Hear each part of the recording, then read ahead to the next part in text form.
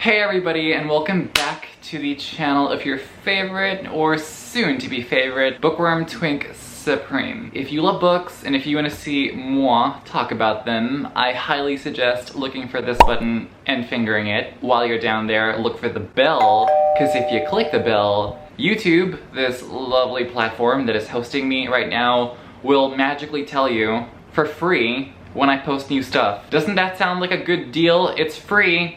We get to be friends for free. You just gotta click that button. So today I thought I would film a quick video talking about my favorite thrillers of 2021. I can't believe it's 2021. I cannot believe 2021 is coming to an unceremonious end. I sincerely hope I didn't speak too soon. If you're new here, welcome, and if you're returning, welcome back. I do love reading thrillers, and I just read quite a bunch this year, and I thought I would tell you what the highlights were. This list is going to be given in no particular order, so if it comes out early on, that does not suggest that I loved it more than the ones I mentioned later on, okay? These are all good stuff, and I love them for different reasons, and I would love for you to check them out should you be interested. Yeah, so let me know what your favorite thrillers were down below before we get started, and without further ado, let's begin.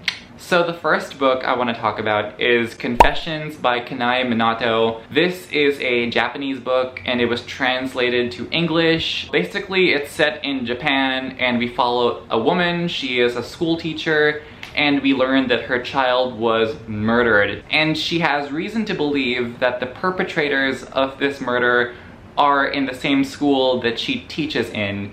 That's all I'm gonna say about this book, but let me just put this out here right now. The first chapter ends with the biggest plot twist, a significant plot twist that had my jaw on the floor. It was just, I had to pick it up and surgically repair it with some screws and bolts and stuff. I had to patch up the floor too because of the dent my jaw made on it. And the twists don't stop there, they just keep going from that point onward. So if that sounds interesting to you, I highly cannot recommend this book enough. It's so incredible. Find it, read it, love it, enjoy it, okay? So the next book I want to talk about is one that a lot of smart friends of mine think sucks, think is terrible, think is trash, and I happen to agree. This book is trash. It is spectacularly trashy, which is why I loved it so f***ing much, and that is Every Value Break by Peter Swanson. Here's the thing with Peter Swanson, whatever, potato. He writes books like Every Value Break, and he writes books like The Kind Worth Killing. It vacillates, it really does. It goes from 5-star masterpiece, best thriller I've ever read, probably in my entire life, to, oh my goodness, did this man who knows nothing about women attempt to be feminism embodied? What the f— So this is another one of those where I don't really want to disclose much of the plot, but it is not good, and I loved every single second of it. What can I say? So we follow this woman, and she cheats on her husband right before their wedding, and so she and the husband end up getting married, and they go on a honeymoon, and there are consequences for her that materialize on the honeymoon, and it is such sleazy, skeevy, trashy Brian De Palma stuff. If you've seen movies like Body Double and, you know, other trashy erotic thrillers like Passion and stuff, like, you know the vibe. You know the vibe that happens in this book. It is just so, I cannot stop moving my hands and gesticulating because of just the amount of stuff that happens in this book. And the most embarrassing part is that he tries to go for this like feminist woke message, and it just falls so hilariously flat that I just couldn't stop laughing, honestly. This is one of the funniest, most unintentional comedies I have read all year, and I just loved it. I just can't recommend it enough, okay? It's so fast-paced. It is so fast-paced.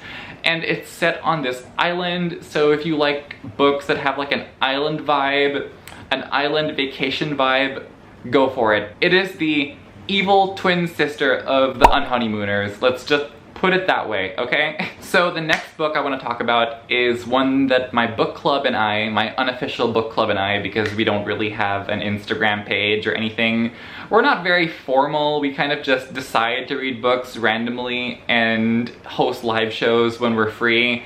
Nothing fancy, pretty casual. We decided to read the book Every Last Fear by Alex Finley. And this book was such a surprise. It came out of completely nowhere. I didn't know what to expect going into this book, and I was just so shocked at how much I loved it. Do you realize how frustrated I am with the amount of thrillers that come out that have an interesting premise, an interesting storyline? They sell themselves really well, but when you read them, they just completely fall short.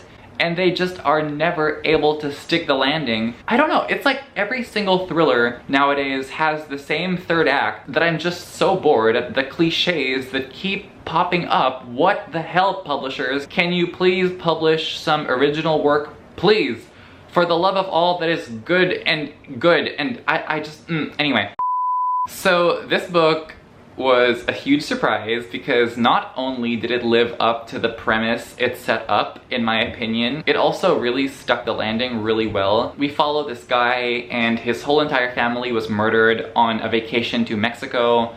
And in addition to that, his older brother is in jail because he was accused of murdering his girlfriend. And here's the thing, we don't just follow this guy, we follow all the members of the family in different timelines. This is a thriller that has, I think, like 7 points of view. When it comes to thrillers, I hate it when there are multiple points of view because I end up not knowing who to care for and end up not caring about anyone. With this book, I cared about every single point of view that was presented to me.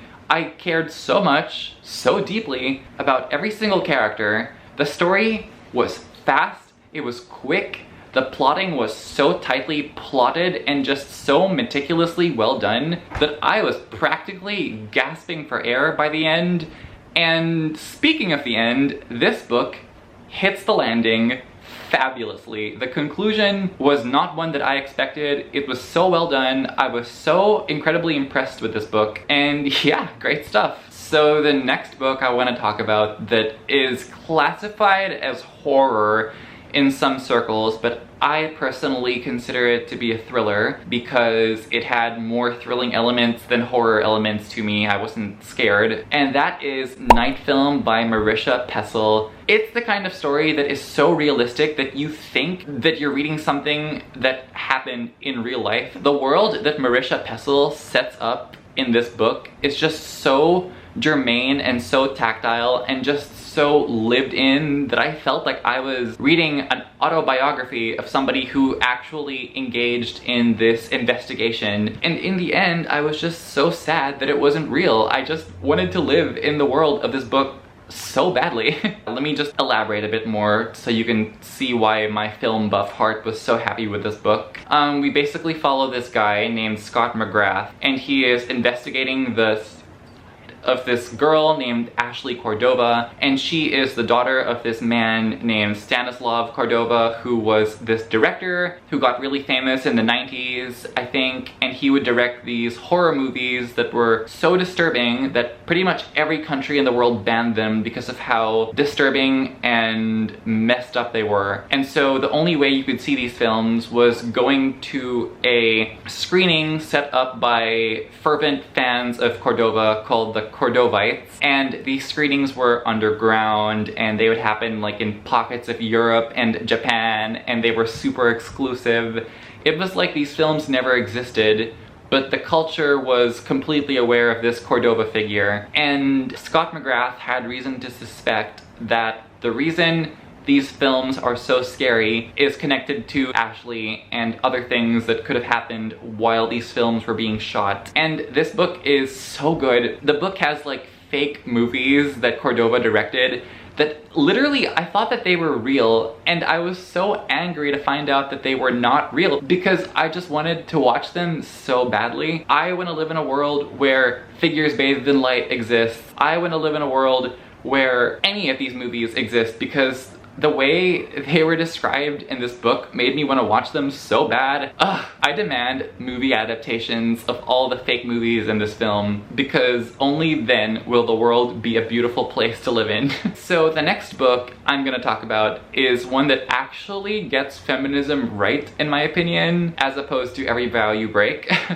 This book is called They Never Learn by Lane Fargo, and this premise is one that I think is so good. And in this book we follow a woman named Scarlett Clark, and she is a literature professor by day and serial killer by night. And she basically goes after guys who wrong women, you know, like the misogynists, the predators, the disgusting, skeezy sleazeballs. She goes after them. And that's all I want to say. Honestly, I don't want to give much more, but it is so satisfying. I did review this book with my book club, and we all loved it. We all gave it 5 stars. It was incredible, and you will be satisfied and probably shocked at a certain twist that I should have seen coming, but didn't.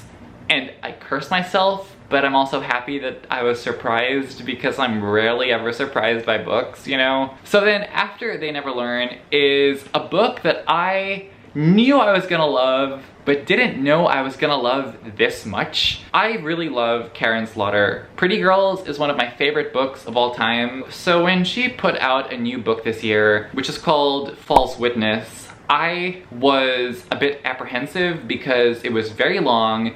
And for some reason, I don't know, I mean, I just wasn't too captivated by the plot, but when I read the book, I was just blown away from chapter 1 all the way till the end. Similar to Confessions, this book has a massive twist after the first chapter that I didn't see coming, but I was just like, whoa.